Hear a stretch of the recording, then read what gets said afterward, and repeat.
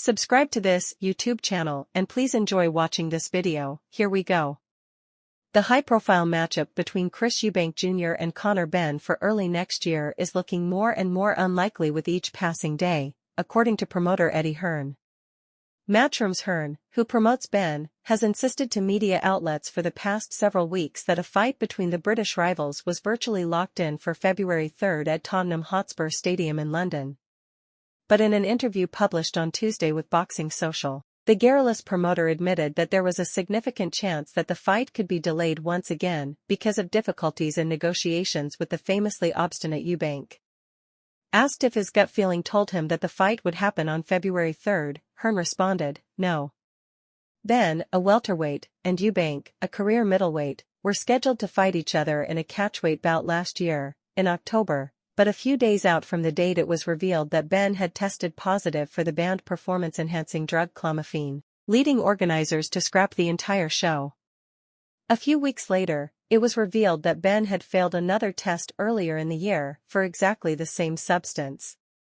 Benn's two failed drug tests have scandalized British boxing for the past year, and his efforts to clear his name have led to numerous disputes with the regulatory bodies, including the British Boxing Board of Control and United Kingdom Anti-Doping. Benn has continually maintained his innocence, despite the fact he has not presented any evidence.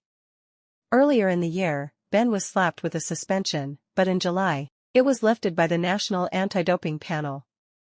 The BBC and UK anti-doping promptly appealed that decision, which remains ongoing.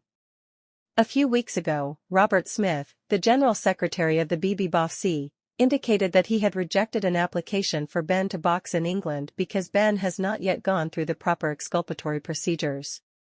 Hearn, who has made it clear he is willing to ignore the directives of the BBC, said that Benn is certain to fight early next year, even if the Eubank bout fails to materialize. Hearn said he would then look to see if Benn vs. Eubank can be revisited for the summer.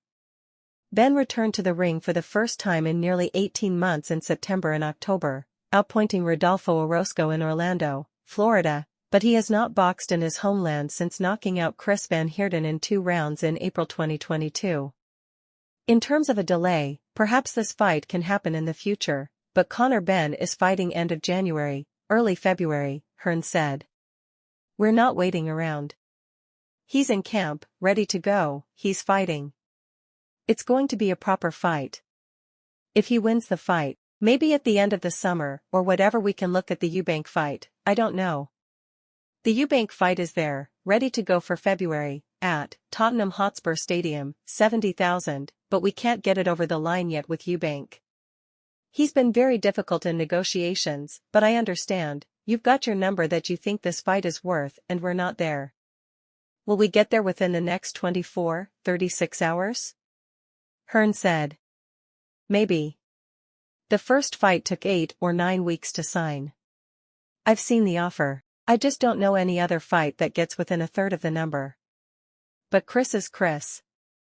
You know? He's a stubborn guy and he's going to do what he thinks is right, and I can't knock that.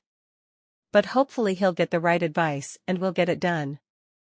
Despite the relatively short turnaround, Hearn said he was still confident that he could market the fight properly.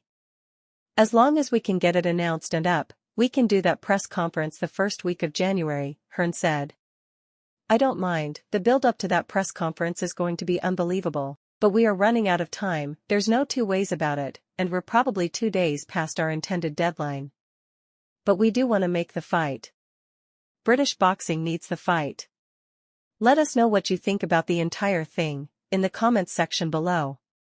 Additionally, stay tuned and subscribe to this YouTube channel for the latest news and updates from around the world. We sign out.